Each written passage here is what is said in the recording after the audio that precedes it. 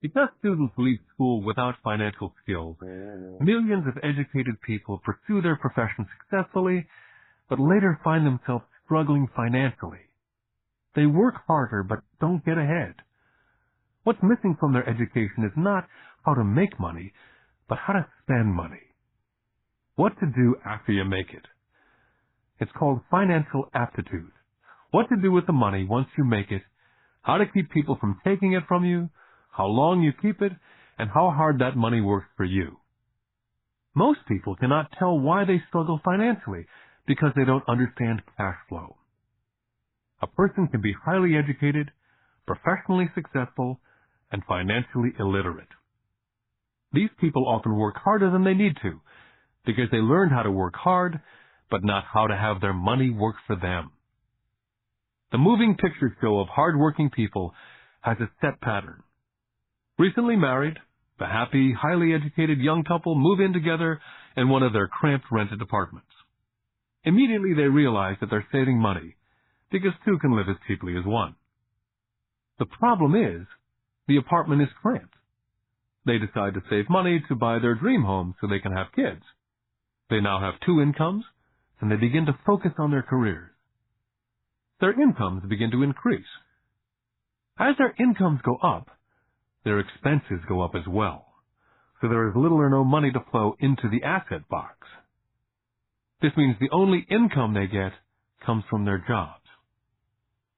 The number one expense for most people is taxes. Many people think it's income tax, but for most Americans, their highest tax is Social Security. As an employee, it appears as if the Social Security tax, combined with the Medicare tax rate, is roughly 7.5%. But it's really 15%, since the employer must match the Social Security amount. In essence, it is money the employer cannot pay you. On top of that, you still have to pay income tax on the amount deducted from your wages for Social Security tax. Income you never received because it went directly to Social Security through withholding. Then their liabilities go up. This is best demonstrated by going back to the young couple. As a result of their incomes going up, they decide to go out and buy the house of their dreams. Once in their house, they have a new tax, called property tax. Then they buy a new car, new furniture, and new appliances to match their new house. All of a sudden, they wake up, and their liabilities column is full of mortgage debt and credit card debt. They're now trapped in the rat race. A child comes along. They work harder. The process repeats itself. More money and higher taxes, also called bracket creep. A credit card comes in the mail. They use it. It maxes out. A loan company calls and says their greatest asset, their home, has appreciated in value. The company offers a bill consolidation loan because their credit is so good and tells them the intelligent thing to do is clear off the high-interest consumer debt by paying off their credit card.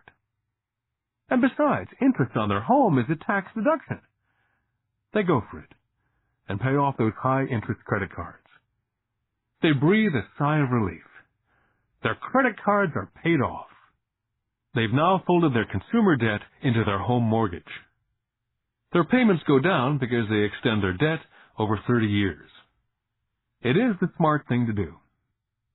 Their neighbor calls to invite them to go shopping. The Memorial Day sale is on. A chance to save some money. They say to themselves, I won't buy anything, I'll just go look. But just in case they find something, they tuck that clean credit card inside their wallet. I run into this young couple all the time. Their names change, but their financial dilemma is the same. They come to one of my talks to hear what I have to say. They ask me, can you tell us how to make more money? Their spending habits have caused them to seek more income. They don't even know that the trouble is really how they choose to spend the money they do have. And that is the real cause of their financial struggle. It's caused by financial illiteracy and not understanding the difference between an asset and a liability. More money seldom solves someone's money problems. Intelligence solves problems. There's a saying a friend of mine says over and over to people in debt. If you find yourself in a hole, stop digging. The poor and middle class all too often allow the power of money to control them. By simply getting up and working harder, failing to ask themselves if what they do makes sense, they shoot themselves in the foot as they leave for work every morning. By not fully understanding money, the vast majority of people allow the awesome power of money to control them. The power of money is used against them. By the time Mike and I were 16 years old, we began to have problems in school. We were not bad kids. We just began to separate from the crowd. We worked for Mike's dad after school and on the weekends. Mike and I often spent hours after work just sitting at a table with his dad while he held meetings with his bankers, attorneys, accountants, brokers, investors, managers, and employees. We learned more sitting at his meetings than we did in all our years of school, college included. Mike's dad was not school educated, but he was financially educated and successful as a result. He used to tell us over and over again, an intelligent person hires people who are more intelligent than they are. So Mike and I had the benefit of spending hours listening to, and in the process learning from, intelligent people. But because of this, both Mike and I just could not go along with the standard dogma that our teachers preached. Occasionally, Mike or I would ask our teachers how what we studied was applicable, or we asked why we never studied money and how it worked. To the latter question, we often got the answer that money was not important, that if we excelled in our education, the money would follow. The more we knew about the power of money, the more distant we grew from the teachers and our classmates. My highly educated dad never pressured me about my grades. I often wondered why, but we did begin to argue about money. By the time I was 16, I probably had a far better foundation with money than both my mom and dad. I could keep books. I listened to tax accountants, corporate attorneys, bankers, real estate brokers, investors, and so forth. My dad talked to teachers. One day, my dad was telling me why our home was his greatest investment. A not too pleasant argument took place when I showed him why I thought a house was not a good investment. The argument illustrated the difference in perception between my rich dad and my poor dad when it came to their homes. Poor dad thought his house was an asset and listed it in the asset box. And the rich dad thought it was a liability and put his home in the liability box. I remember when I drew a diagram for my dad showing him the direction of cash flow. I also showed him the ancillary expenses that went along with owning the home. A bigger home meant bigger expenses, and the cash flow kept going out through the expense column. Today I am still challenged on the idea of a house not being an asset. And I know that for many people, it's their dream as well as their largest investment. And owning your own home is better than nothing. I simply offer an alternate way of looking at this popular dogma. My wife and I would love a bigger, more flashy house to impress the Joneses, but we know it is not an asset. It's a liability since it takes money out of our pocket. So here's the argument I put forth. I really do not expect most people to agree with it because a nice home is an emotional thing. And when it comes to money, high emotions tend to lower financial intelligence. When it comes to houses, I point out that most people work all their lives paying for a home they never own. In other words, most people buy a new house every so many years, each time incurring a new 30-year loan to pay off the previous one. Even though people receive a tax deduction for interest on mortgage payments, they pay for all their other expenses with after-tax dollars, even after they pay off their mortgage. Then there are property taxes. My wife's parents were shocked when the property taxes on their home went to $1,000 a month. This was after they'd retired, so the increase put a strain on their retirement budget, and they felt forced to move. Also, houses do not always go up in value. I still had friends who owe $1 million for a home that will today sell for only $700,000. Finally, the greatest losses of all are those from missed opportunities. If all your money is tied up in your house, you may be forced to work harder because your money continues blowing out of the expense column instead of adding to the asset column. The classic middle-class cash flow pattern. If a young couple would put more money into their asset column early on, their later years would get easier, especially as they prepared to send their children to college. Their assets would have grown and would be available to help cover expenses. All too often, a house only serves as a vehicle for incurring a home equity loan to pay for mounting expenses. In summary, the end result in making a decision to own a house that is too expensive in lieu of starting an investment portfolio early on impacts an individual in at least the following 3 ways. Number 1, loss of time, during which other assets could have grown in value. Number 2, loss of additional capital, which could have been invested instead of paying for high maintenance expenses related directly to the home. Number 3, loss of education. Too often people count their house, savings, and retirement plan as all they have in their asset column. Because they have no money to invest, they simply do not invest. This costs them investment experience. Most never become what the investment world calls a sophisticated investor. And the best investments are usually first sold to sophisticated investors, who then turn around and sell them to the people playing it safe. My educated dad's personal financial statement best demonstrates the life of someone in the rat race. His expenses seem to always keep up with his income, never allowing him to invest in assets. As a result, his liabilities, such as his mortgage and credit card debts, are larger than his assets. My rich dad's personal financial statement, on the other hand, reflects the results of a life dedicated to investing and minimizing liabilities. His assets greatly exceed his liabilities. A review of my rich dad's financial statement is why the rich get richer. The asset column generates more than enough income to cover expenses, with the balance reinvested into the asset column. The asset column continues to grow, and therefore, the income it produces grows with it. The result being, the rich get richer. The middle class finds itself in a constant state of financial struggle. Their primary income is through wages, and as their wages increase, so do their taxes. Their expenses tend to increase in equal increments as their wages increase, hence the phrase, the rat race.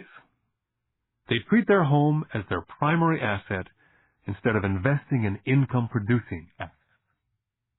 Remember, the most important rule is to know the difference between an asset and a liability. Once you understand the difference, concentrate your efforts on only buying income-generating assets. That's the best way to get started on a path to becoming rich. Keep doing that, and your asset column will grow. Focus on keeping liabilities and expenses down. This will make more money available to continue pouring into the asset column. This pattern of treating your home as an investment, and the philosophy that a pay raise means you can buy a larger home or spend more, is the foundation of today's debt-ridden society. This process of increased spending throws families into greater debt and into more financial uncertainty, even though they may be advancing in their jobs and receiving pay raises on a regular basis. This is high-risk living caused by weak financial education. As an employee who's also a homeowner, your working efforts are generally as follows. You work for someone else. Most people, working for a paycheck, are making the owner or the shareholders richer. Your efforts and success will help provide for the owner's success and retirement. Next, you work for the government. The government takes its share from your paycheck before you even see it. By working harder, you simply increase the amount of taxes taken by the government. Most people work from January to May just for the government. And finally, you work for the bank.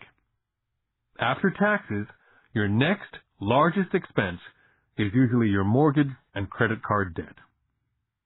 The problem with simply working harder is that each of these three levels takes a greater share of your increased efforts. You need to learn how to have your increased efforts benefit you and your family directly. Once you've decided to concentrate on minding your own business, how do you set your goals? For most people, they must keep their profession and rely on their wages to fund their acquisition of assets. As their assets grow, how do they measure the extent of their success? When does someone realize that they are rich, that they have wealth? As well as having my own definitions for assets and liabilities, I also have my own definition for wealth. Actually, I borrowed it from a man named Buckminster Fuller. Some people call him a quack, and others call him a living genius. Years ago, he got all the architects buzzing because he applied for a patent in 1961 for something called a geodesic dome. But in the application, Fuller also said something about wealth. It was pretty confusing at first, but after reading it for a while, it began to make some sense. Wealth is a person's ability to survive so many number of days forward. Or, if I stopped working today, how long could I survive? Unlike net worth, the difference between your assets and liabilities, which is often filled with a person's expensive junk and opinions of what things are worth, this definition creates the possibility for developing a truly accurate measurement. I could now measure and really know where I was in terms of my goal to become financially independent. Although net worth often includes these non-cash producing assets like stuff you bought that now sits in your garage, wealth measures how much money your money is making, and therefore your financial survivability. Wealth is the measure of the cash flow from the asset column compared with the expense column. Let's use an example. Let's say I have a cash flow from my asset column of $1,000 a month, and I have monthly expenses of $2,000. What's my wealth? Let's go back to Buckminster Fuller's definition. Using his definition, how many days forward can I survive? And let's assume a 30-day month. By that definition, I have enough cash flow for half a month. When I have achieved $2,000 a month cash flow from my assets, then I will be wealthy. I now have income generated from assets each month that fully covers my monthly expenses. If I want to increase my expenses, I first must increase my cash flow from assets to maintain this level of wealth. Take notice that it's at this point that I am no longer dependent on my wages. I have focused on and been successful in building an asset column that's made me financially independent. If I quit my job today, I would be able to cover my monthly expenses with the cash flow from my assets. My next goal would be to have the excess cash flow from my assets reinvested into the asset column. The more money that goes into my asset column, the more my asset column grows. The more my assets grow, the more my cash flow grows. And as long as I keep my expenses less than the cash flow from these assets, I will grow richer, with more and more income from sources other than my physical labor. As this reinvestment continues, I am well on my way to being rich. The actual definition of rich is in the eye of the beholder. You can never be too rich. Just remember this simple observation. The rich buy assets, the poor only have expenses. The middle class buys liabilities they think are assets. So how do I start minding my own business? What's the answer? Listen to the founder of McDonald's. Lesson 3. Mind your own business. In 1974, Ray Kroc, the founder of McDonald's, was asked to speak at the MBA class at the University of Texas at Austin. A dear friend of mine, Keith Cunningham, was a student in that MBA class. After a powerful and inspiring talk, the class adjourned, and the students asked Ray if he would join them at their favorite hangout to have a few beers. Ray graciously accepted. "What business am I in?" Ray asked, once the group had all their beers in hand. Everyone laughed, said Keith. Most of the MBA students thought Ray was just fooling around. No one answered, so Ray asked the question again. What business do you think I'm in? The students laughed again. And finally, one brave soul yelled out, Ray, who in the world does not know that you're in the hamburger business? Ray chuckled. That's what I thought you'd say. He paused, and then quickly said, Ladies and gentlemen, I'm not in the hamburger business. My business is real estate. McDonald's today is the largest single owner of real estate in the world, owning even more than the Catholic Church. Today, McDonald's owns some of the most valuable intersections and street corners in America, as well as in other parts of the world. Keith said it was one of the most important lessons in his life. Today, Keith owns car washes, but his business is the real estate under those car washes. The previous chapter ended with a statement illustrating that most people work for everyone but themselves. They work first for the owners of the company, then for the government through taxes, and finally for the bank that owns their mortgage. As a young boy, we did not have a McDonald's nearby. Yet my rich dad was responsible for teaching Mike and me the same lesson that Ray Kroc talked about at the University of Texas. It is secret number 3 of the rich. The secret is, mind your own business. Financial struggle is often directly the result of people working all their life for someone else. Many people will have nothing at the end of their working days. Our current educational system focuses on preparing today's youth to get good jobs by developing scholastic skills. Their lives will revolve around their wages, or, as described earlier, their income column. And, after developing scholastic skills, they go on to higher levels of schooling to enhance their professional abilities. They study to become engineers, scientists, cooks, police officers, artists, writers, and so on. These professional skills allow them to enter the workforce and work for money. There's a big difference between your profession and your business. Often I ask people, what's your business? And they will say, oh, I'm a banker. Then I ask them if they own the bank. And they usually respond, no, I work there. In that instance, they've confused their profession with their business. Their profession may be a banker, but they still need their own business. Ray Kroc was clear on the difference between his profession and his business. His profession was always the same. He was a salesman. At one time he sold mixers for milkshakes, and soon thereafter he was selling hamburger franchises. But while his profession was selling hamburger franchises, his business was the accumulation of income-producing real estate. To become financially secure, a person needs to mind their own business. Your business revolves around your asset column, as opposed to your income column. As stated earlier, the number one rule is to know the difference between an asset and a liability, and to buy assets. The rich focus on their asset columns, while everyone else focuses on their income statements. That's why we hear so often, I need a raise. If only I had a promotion. I'm going back to school to get more training so I can get a better job. I'm going to work overtime. Maybe I can get a second job. I'm quitting in 2 weeks. I found a job that pays more.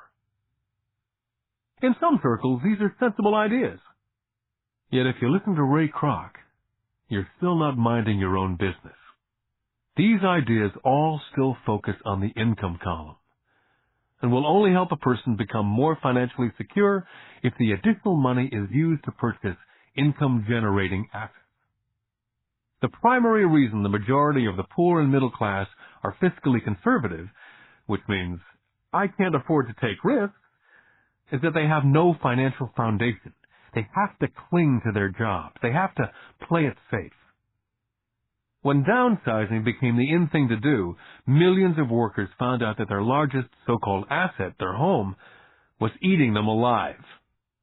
Their asset, called a house, still cost them money every month. Their car, another asset, was eating them alive. The golf clubs in the garage that cost $1,000 were not worth $1,000 anymore. Without job security, they had nothing to fall back on. What they thought were assets could not help them survive in a time of financial crisis. So, many people have put themselves in deep financial trouble when they run short of income. To raise cash, they sell their assets.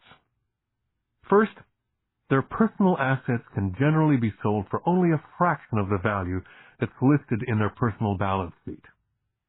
Or, if there's a gain on the sale of the assets, they're taxed on the gain. So again, the government takes its share of the gain, thus reducing the amount available to help them out of debt. That's why I say someone's net worth is often worth less than they think. Start minding your own business. Keep your daytime job, but start buying real assets, not liabilities or personal effects that have no real value once you get them home. A new car loses nearly 25% of the price you pay for it the moment you drive it off the lot. It's not a true asset, even if your banker lets you list it as one. My $400 new titanium driver was worth $150 the moment I teed off. For adults, keep your expenses low, reduce your liabilities, and diligently build a base of solid assets. For young people who've not yet left home, it's important for parents to teach them the difference between an asset and a liability. Get them to start building a solid asset column before they leave home, get married, buy a house, have kids, and get stuck in a risky financial position, clinging to a job and buying everything on credit. I see so many young couples who get married and trap themselves into a lifestyle that will not let them get out of debt for most of their working years. For most people, just as the last child leaves home, the parents realize they've not adequately prepared for retirement and they begin to scramble to put some money away. Then their own parents become ill and they find themselves with new responsibilities. So, what kind of assets am I suggesting that you or your children acquire? In my world, real assets fall into several different categories. First, businesses that do not require my presence. I own them, but they're managed or run by other people. If I have to work there, it's not a business. It becomes my job. Then come categories such as stocks, bonds, mutual funds, income-generating real estate, notes or IOUs, royalties from intellectual property such as music, scripts, patents, and finally anything else that has value, produces income, or appreciates and has a ready market. As a young boy, my educated dad encouraged me to find a safe job. My rich dad, on the other hand, encouraged me to begin acquiring assets that I loved. If you don't love it, you won't take care of it. I collect real estate simply because I love buildings and land. I love shopping for them. I could look at them all day long. When problems arise, the problems are not so bad that it changes my love for real estate. For people who hate real estate, they couldn't buy it. I love stocks of small companies, especially startups. The reason is that I am an entrepreneur, not a corporate person. In my early years, I worked in large organizations, such as Standard Oil of California, the U.S. Marine Corps, and Xerox Corporation. I enjoyed my time with those organizations and have fond memories, but I know deep down I'm not a company man. I like starting companies, not running them. So my stock buys are usually of small companies, and sometimes I even start the company and take it public. Fortunes are made in new stock issues, and I love the game. Many people are afraid of small-cap companies and call them risky, and they are. But risk is always diminished if you love what the investment is, understand it, and know the game. For years, even while I was with the Marine Corps and Xerox, I did what my rich dad recommended. I kept my daytime job, but I still minded my own business. I was active in my asset column. I traded real estate and small stocks. Rich Dad always stressed the importance of financial literacy. The better I was at understanding the accounting and cash management, the better I would be at analyzing investments and eventually starting and building my own company. I would not encourage anyone to start a company unless they really want to. Knowing what I know about running a company, I would not wish that task on anyone. There are times when people cannot find employment, where starting a company is a solution for them. The odds are against success. 9 out of 10 companies fail in 5 years. Of those that survive the first 5 years, 9 out of every 10 of those eventually fail as well. So only if you really have the desire to own your own company do I recommend it. Otherwise, keep your daytime job and mind your own business. When I say mind your own business, I mean to build and keep your asset column strong. Once a dollar goes into it, never let it come out. Think of it this way. Once a dollar goes into your asset column, it becomes your employee. The best thing about money is that it works 24 hours a day and can work for generations.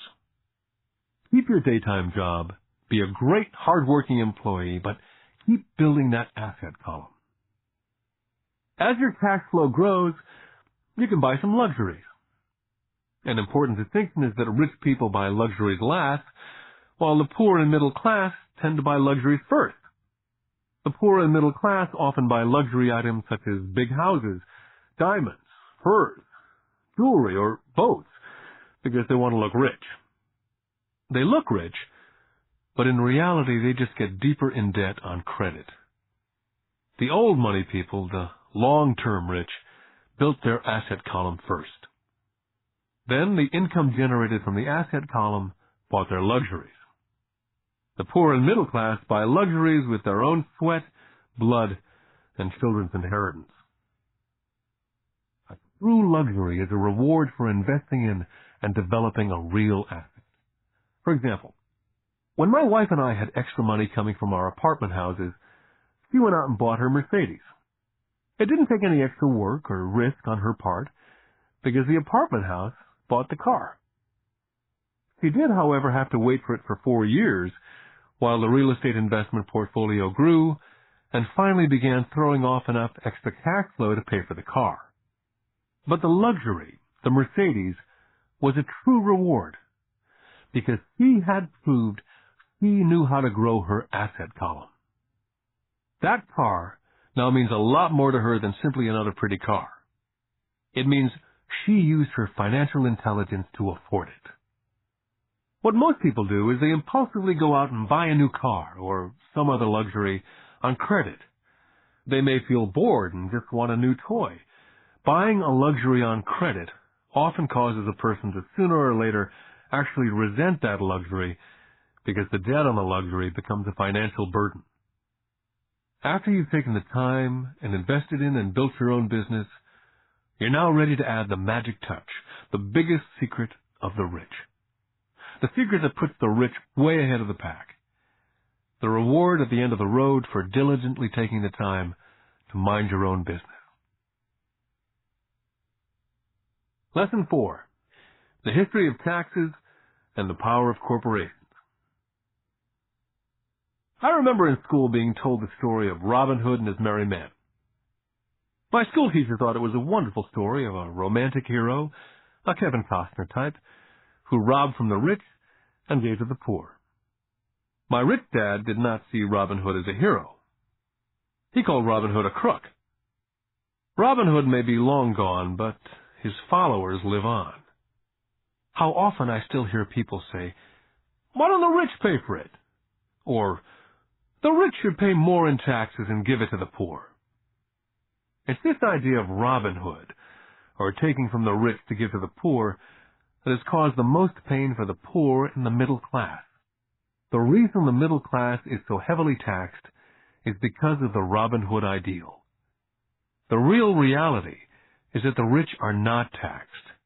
It's the middle class who pays for the poor, especially the educated upper-income middle class. Again, to understand fully how things happen, we need to look at the historical perspective. We need to look at the history of taxes. Although my highly educated dad was an expert on the history of education, my rich dad fashioned himself as an expert on the history of taxes. Rich dad explained to Mike and me that in England and America originally, there were no taxes. Occasionally, there were temporary taxes levied in order to pay for wars.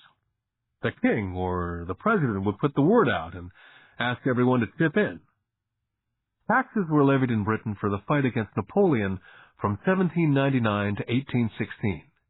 And in America, taxes were levied to pay for the Civil War from 1861 to 1865.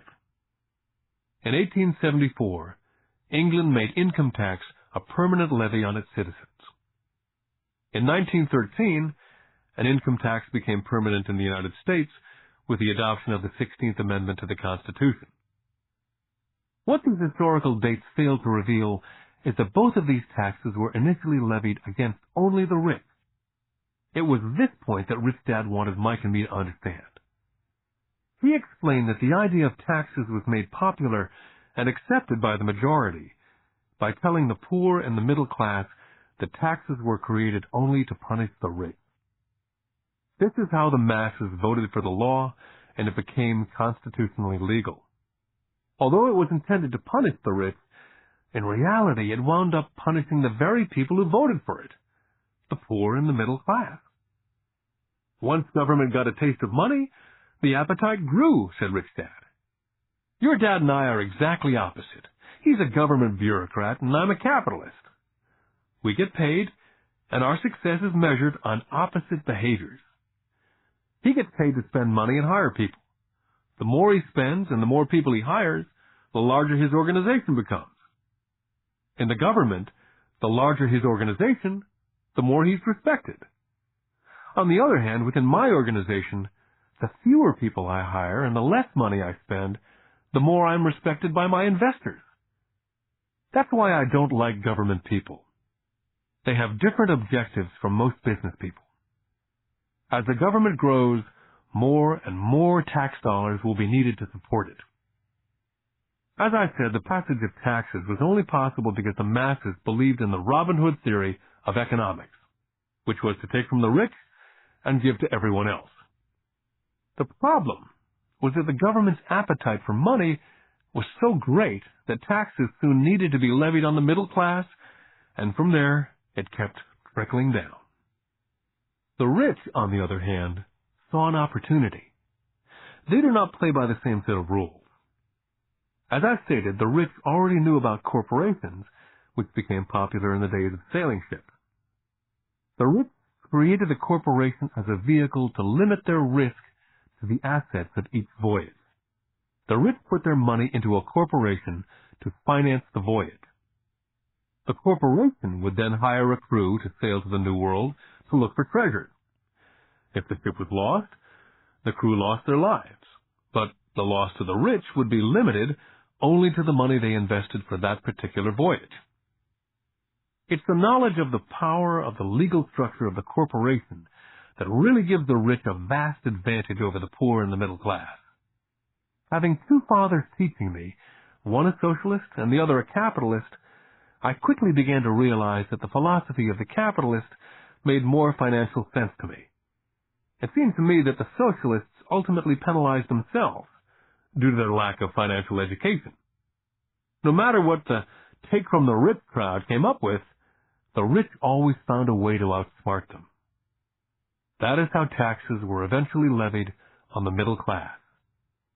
The rich outsmarted the intellectuals solely because they understood the power of money, a subject not taught in schools. How did the rich outsmart the intellectuals? Once the take-from-the-rich tax was passed, cash started flowing into government coffers. Initially, people were happy. Money was handed out to government workers and the rich. It went to government workers in the form of jobs and pensions. It went to the rich via their factories receiving government contracts. The government became a large pool of money, but the problem was the fiscal management of that money. There really is no recirculation. In other words, the government policy, if you were a government bureaucrat, was to avoid having excess money.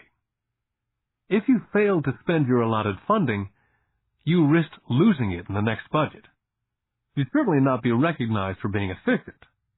Business people, on the other hand, are rewarded for having excess money and are recognized for their efficiency. As this cycle of growing government spending continued, the demand for money increased, and the tax the rich idea was now being adjusted to include lower income levels, down to the very people who voted it in, the poor and the middle class. True capitalists used their financial knowledge to simply find a way to escape. They headed back to the protection of a corporation. A corporation protects the rich. But what many people who've never formed a corporation do not know is that a corporation is not really a thing. A corporation is merely a file folder with some legal documents in it, sitting in some attorney's office registered with a state government agency. It's not a big building with the name of the corporation on it. It's not a factory or a group of people. A corporation is merely a legal document that creates a legal body without a soul. The wealth of the rich was once again protected. Once again, the use of corporations became popular once the permanent income laws were passed, because the income tax rate of the corporation was less than the individual income tax rate. In addition, as I said earlier, certain expenses could be paid with pre-tax dollars within the corporation. This war between the haves and the have-nots has been going on for hundreds of years. It's the take from the rich crowd versus the rich. The battle is waged whenever and wherever laws are made. The battle will go on forever. The problem is, the people who lose are the uninformed, the ones who get up every day and diligently go to work and pay taxes. If they only understood the way the rich play the game, they could play it too. Then they would be on their way to their own financial independence. This is why I cringe every time I hear a parent advise their children to go to school so they can find a safe, secure job. An employee with a safe, secure job without financial aptitude has no escape. Average Americans today work 5 to 6 months for the government before they make enough to cover their taxes. In my opinion, that is a long time. The harder you work, the more you pay the government. That's why I believe that the idea of take from the rich backfired on the very people who voted it in. Every time people try to punish the rich don't simply comply, they react. They have the money, power, and intent to change things. They do not just sit there and voluntarily pay more taxes. They search for ways to minimize their tax burden. They hire smart attorneys and accountants and persuade politicians to change laws or create legal loopholes. They have the resources to effect change. The poor and the middle class do not have the same resources. They sit there and let the government's needles enter their arm and allow the blood donation to begin. Today, I'm constantly shocked at the number of people who pay more taxes or take fewer deductions simply because they are afraid of the government. And I do know how frightening and intimidating a government tax agent can be. I have had friends who have had their businesses shut down and destroyed only to find out it was a mistake on the part of the government. I realize all that. But the price of working from January to mid-May is a high price to pay for that intimidation. My poor dad never fought back. My rich dad didn't either. He just played the game smarter, and he did it through corporations, the biggest secret of the rich. My highly educated dad always encouraged me to seek a good job with a strong corporation. He spoke of the virtues of working your way up the corporate ladder. He didn't understand that by relying solely on a paycheck from a corporate employer, I would be a docile cow ready for milking. When I told my rich dad of my father's advice, he only chuckled. "Why not own the ladder?" was all he said. As a young boy, I didn't understand what Rich Dad meant by owning my own corporation. It was an idea that seemed impossible and intimidating. Although I was excited by the idea, my youth would not let me envision the possibility that grown-ups would someday work for a company I would own. The point is, if not for my rich dad, I would have probably followed my educated dad's advice. It was merely the occasional reminder of my rich dad that kept the idea of owning my own corporation alive and kept me on a different path. By the time I was 15 or 16, I knew I was not going to continue down the path my educated dad was recommending. I did not know how I was going to do it, but I was determined not to head in the direction most of my classmates were heading. That decision changed my life. It was not until I was in my mid-20s that my rich dad's advice began to make more sense. I was just out of the Marine Corps and working for Xerox. I was making a lot of money, but every time I looked at my paycheck, I was always disappointed. The deductions were so large, and the more I worked, the greater the deductions. As I became more successful, my bosses talked about promotions and raises. It was flattering, but I could hear my rich dad asking me in my ear, "Who are you working for? Who are you making rich?" In 1974, while still an employee for Xerox, I formed my first corporation and began minding my own business. There were already a few assets in my asset column, but now I was determined to focus on making it bigger. Those paychecks with all the deductions made all the years of my rich dad's advice make total sense. I could see the future if I followed my educated dad's advice. Many employers feel that advising their workers to mind their own business is bad for business.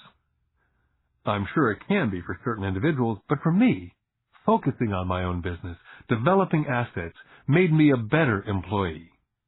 I now had a purpose. I came in early and worked diligently, amassing as much money as possible so I could begin investing in real estate. Hawaii was just set to boom, and there were fortunes to be made. The more I realized we were in the beginning stages of a boom, the more Xerox machines I sold.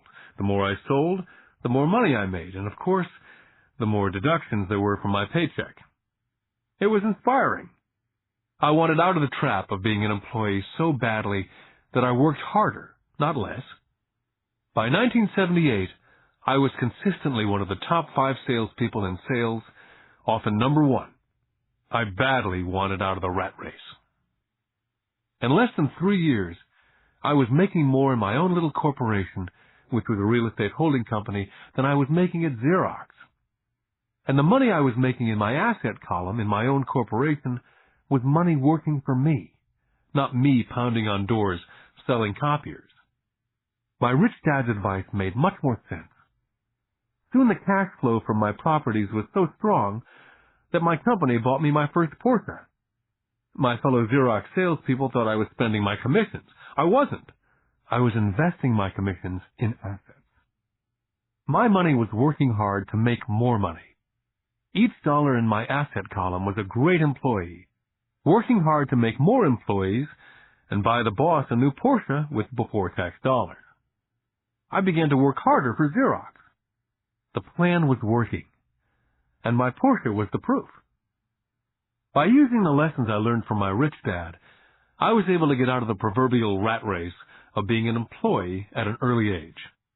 It was made possible because of the strong financial knowledge I'd acquired through these lessons.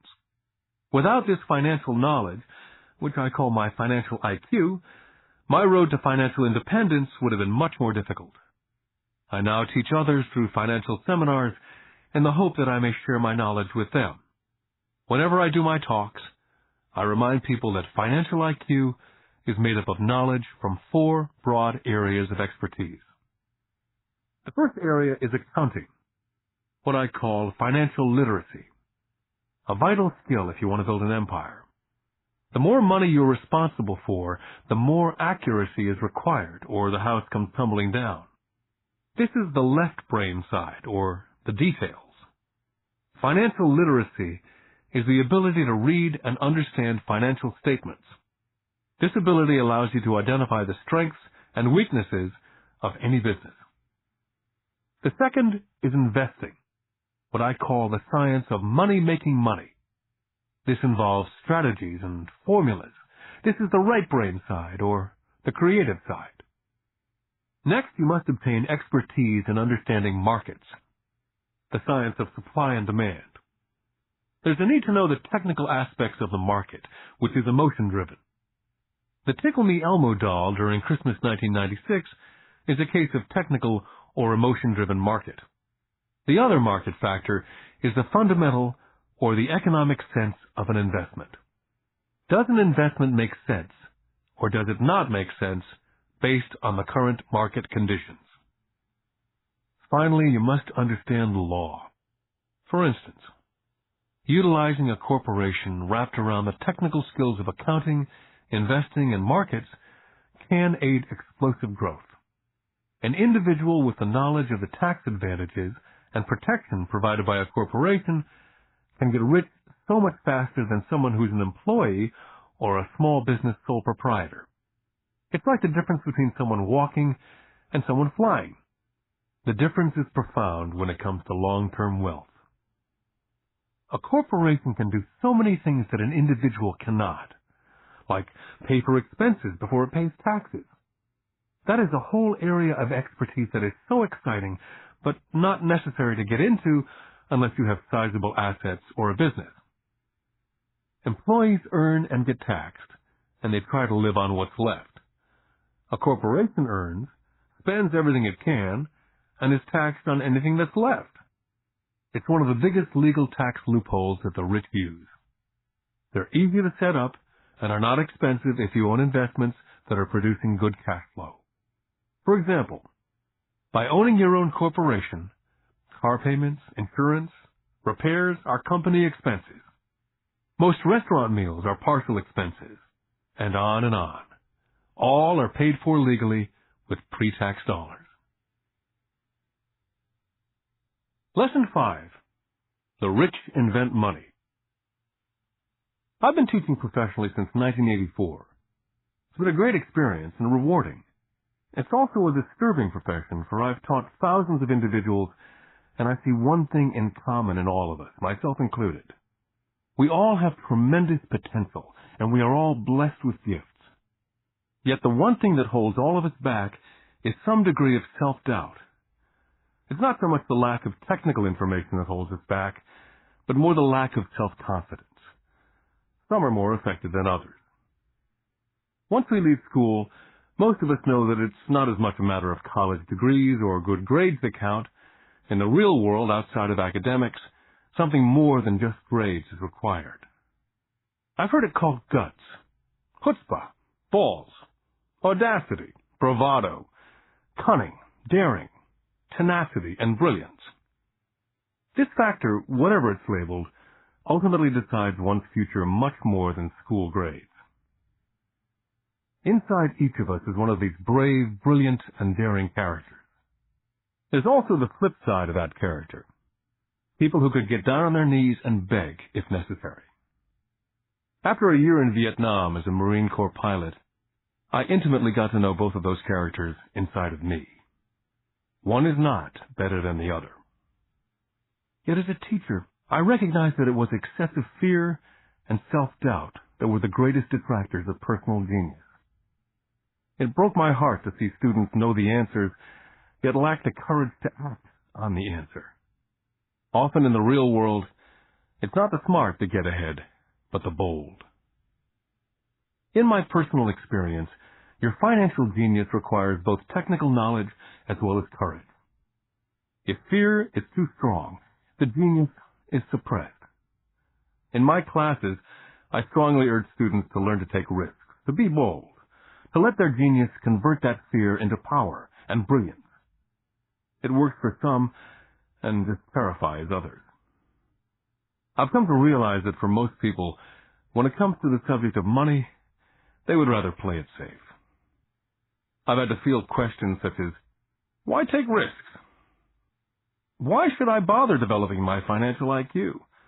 Why should I become financially literate? And I answer, just to have more options. There are huge changes up ahead. There will be 100 people like Bill Gates, and hugely successful companies like Microsoft created every year, all over the world. And there also will be many more bankruptcies, layoffs, and downsizing. So why bother developing your financial IQ? Because if you do, you will prosper greatly. And if you don't, this period of time will be a frightening one. Land was wealth 300 years ago. So the person who owned the land owned the wealth. Then it was factories and production. And America rose to dominance. The industrialist owned the wealth. Today, it's information. And the person who has the most timely information owns the wealth. The problem is, information flies all around the world at the speed of light. The new wealth cannot be contained by boundaries and borders as lands and factories were. The changes will be faster and more dramatic. There will be a dramatic increase in the number of new multimillionaires. There also will be those who are left behind. Today I find so many people struggling, often working harder, simply because they cling to old ideas. They want things to be the way they were. They resist change. I know people who are losing their jobs or their houses, and they blame technology or the economy or their boss. Sadly, they fail to realize that they might be the problem. Old ideas are their biggest liability. It's a liability simply because they fail to realize that while that idea or way of doing something was an asset yesterday, yesterday is gone. One afternoon I was teaching investing using a game I'd invented, cash flow, as a teaching tool. A friend had brought someone along to attend the class. This friend of a friend was recently divorced, had been badly burned in the divorce settlement, and was now searching for some answers. Her friend thought the class might help. The game was designed to help people learn how money works. In playing the game, they learn about the interaction of the income statement with the balance sheet. They learn how cash flows between the two, and how the road to wealth is through striving to increase your monthly cash flow from the asset column to the point that it exceeds your monthly expenses. Once you accomplish this, you're able to get out of the rat race and onto the fast track. As I've said, some people hate the game, some love it, and others miss the point. This woman missed a valuable opportunity to learn something. In the opening round, she drew a doodad card with the boat on it. At first she was happy. Oh, I've got the boat! Then, as her friend tried to explain how the numbers worked on her income statement and balance sheet, she got frustrated because she had never liked math. The rest of her table waited while her friend continued explaining the relationship between the income statement, balance sheet, and monthly cash flow. Suddenly, when she realized how the numbers worked, it dawned on her that her boat was eating her alive. Later on in the game, she was also downsized and had a child. It was a horrible game for her. After the class, her friend came by and told me that she was upset. She'd come to the class to learn about investing and did not like the idea that it took so long to play a silly game. Her friend attempted to tell her to look within herself, to see if them reflected on herself in any way. With that suggestion, the woman demanded her money back. She said that the very idea that a game could be a reflection of her was ridiculous. Her money was promptly refunded, and she left. Since 1984, I have made millions simply by doing what the school system does not. In school, most teachers lecture. I hated the lectures as a student. I was soon bored, and my mind would drift. In 1984, I began teaching via games and simulations. I always encouraged adult students to look at games as reflecting back to what they know and what they needed to learn. Most importantly, a game reflects back on one's behavior. It's an instant feedback system. Instead of the teacher lecturing you, the game is feeding back a personalized lecture, custom-made just for you. The friend of the woman who left later called to give me an update. She said her friend was fine and had calmed down. In her cooling-off period, she could see some relationships between the game and her life. Just like a board game, the world is always providing us with instant feedback. We could learn a lot if we tuned in more. One day, not long ago, I complained to my wife that the cleaners must have shrunk my pants. My wife gently smiled and poked me in the stomach to inform me that the pants had not shrunk. Something else had expanded. Me. The game Cash Flow was designed to give every player personal feedback. The purpose is to give you options. If you draw the boat card and it puts you into debt, the question is, now what can you do? How many different financial options can you come up with?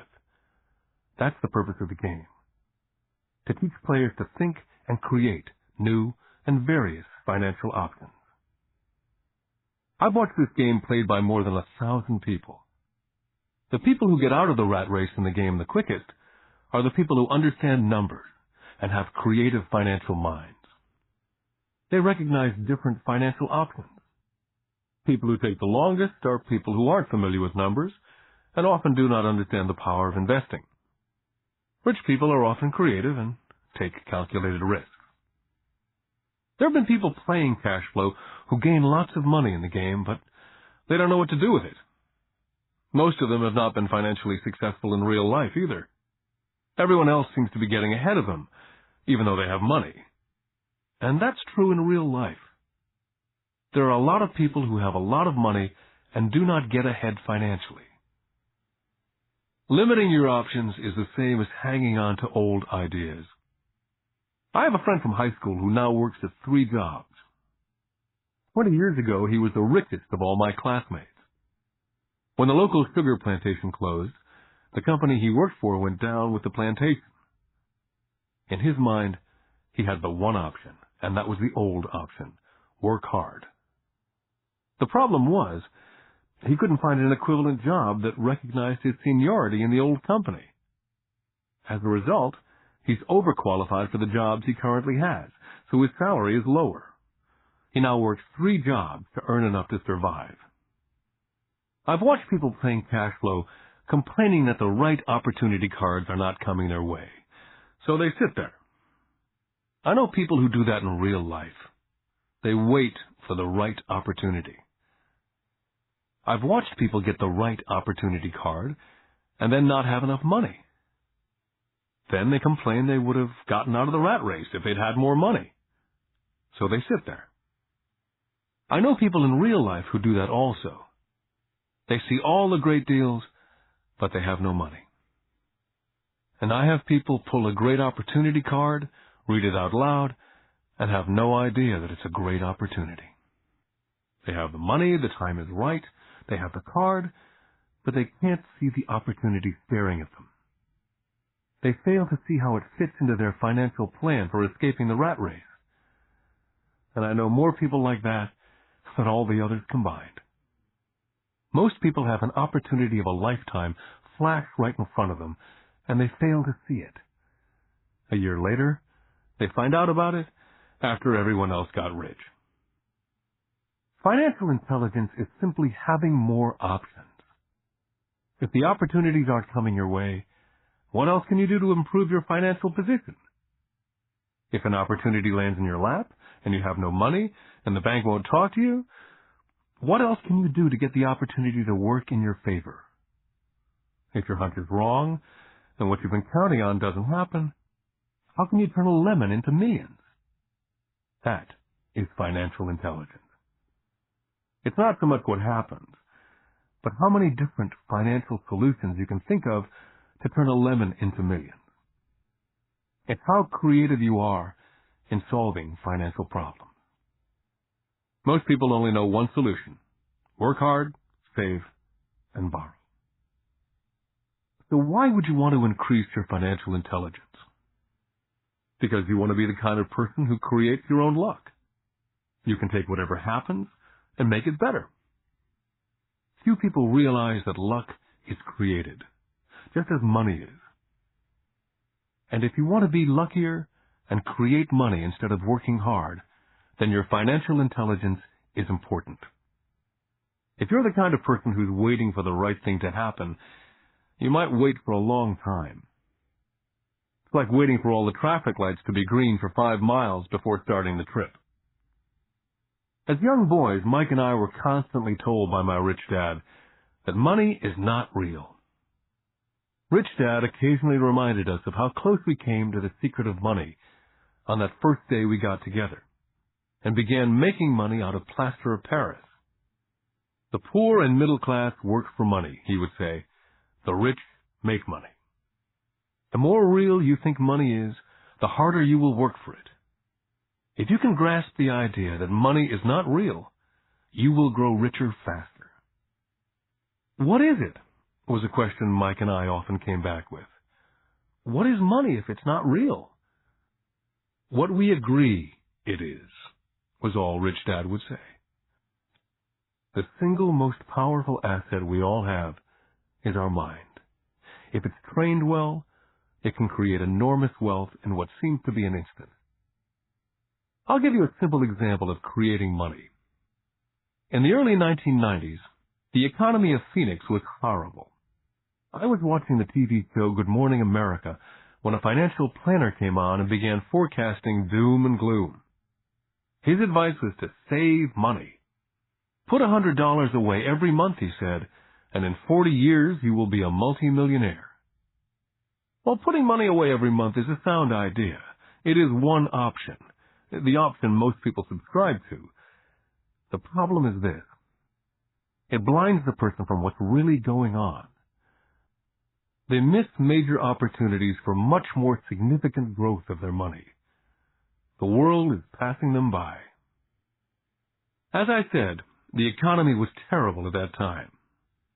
For investors, this is the perfect market condition. A chunk of my money was in the stock market and in apartment houses. I was short of cash. Because everyone was giving stuff away, I was buying. I was not saving money, I was investing. My wife and I had more than $1 million in cash working in a market that was rising fast. It was the best opportunity to invest. The economy was terrible. I just could not pass up these small deals. Houses that were once $100,000 were now $75,000. But instead of shopping at the local real estate office, I began shopping at the bankruptcy attorney's office or the courthouse steps. In these shopping places, a $75,000 house could sometimes be bought for $20,000 or less. For $2,000, which was loaned to me from a friend for 90 days for $200, I gave an attorney a cashier's check as a down payment. While the acquisition was being processed, I ran an ad in the paper advertising a $75,000 house for only $60,000 and no money down. The phone rang hard and heavy. Prospective buyers were screened, and once the property was legally mine, all the prospective buyers were allowed to look at the house. It was a feeding frenzy. The house sold in a few minutes. I asked for a $2,500 processing fee, which they gladly handed over, and the escrow and title company took over from there. I returned the $2,000 to my friend with an additional $200. He was happy, the home buyer was happy, the attorney was happy, and I was happy. I'd sold a house for $60,000 that cost me $20,000. The $40,000 was created from money in my asset column in the form of a promissory note from the buyer. Total working time, 5 hours. During this depressed market, my wife and I were able to do 6 of these simple transactions in our spare time. While the bulk of our money was in larger properties in the stock market, we were able to create more than $190,000 in assets, notes at 10% interest, in those 6 buy, create, and sell transactions. That comes to approximately $19,000 a year income, much of it sheltered through our private corporation. Much of that $19,000 a year goes to pay for our company cars, gas, trips, insurance, dinners with clients, and other things. By the time the government gets a chance to tax that income, it's been spent on legally allowed pre-tax expenses. This was a simple example of how money is invented, created, and protected using financial intelligence. Ask yourself how long it would take to save $190,000. Would the bank pay you 10% interest on your money? And the note is good for 30 years. I hope they never pay me the $190,000. I have to pay a tax if they pay me the principal. And besides, $19,000 paid over 30 years is a little over $500,000 in income. The math is simple. You don't need algebra or calculus. I don't write much because the escrow company handles the legal transaction and the servicing of the payments. I have no roofs to fix or toilets to unplug because the owners do that. It's their house. Occasionally someone does not pay, and that's wonderful because there are late fees, or they move out and the property is sold again. The court system handles that. And it may not work in your area. The market conditions may be different. But the example illustrates how a simple financial process can create hundreds of thousands of dollars with little money and low risk. It's an example of money being only an agreement. Anyone with a high school education can do it. Yet most people won't. Most people listen to the standard advice of work hard and save money. For about 30 hours of work, approximately $190,000 was created in the asset column, and no taxes were paid.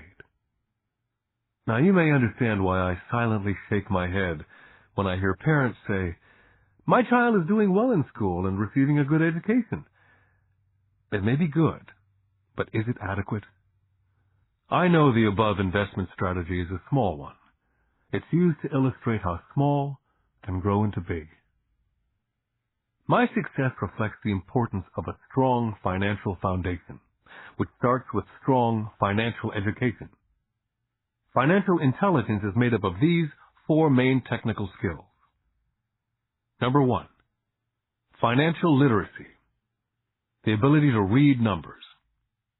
Number 2, investment strategies, the science of making money. Number 3, the market, supply and demand. Alexander Graham Bell gave the market what it wanted, and AT&T was born. So did Bill Gates. A $75,000 house offered for $60,000 that cost $20,000 was also the result of seizing an opportunity created by the market. Somebody was buying and someone was selling. Number 4, the law. The awareness of accounting, corporate, state, and national rules and regulations. I recommend playing within the rules. It's this basic foundation, or the combination of these skills, that's needed to be successful in the pursuit of wealth. Whether it be through the buying of small homes, large apartments, companies, stocks, bonds, mutual funds, precious metals, baseball cards, or the like. Personally, I use 2 main vehicles to achieve financial growth: real estate and small stocks. I use real estate as my foundation. Day in and day out, my properties provide cash flow and occasional spurts of growth in value. The small cap stocks are used for fast growth. I do not recommend anything that I do. The examples are just that, examples. If the opportunity is too complex, and I do not understand the investment, I don't do it. Simple math and common sense is all that's needed to do well financially.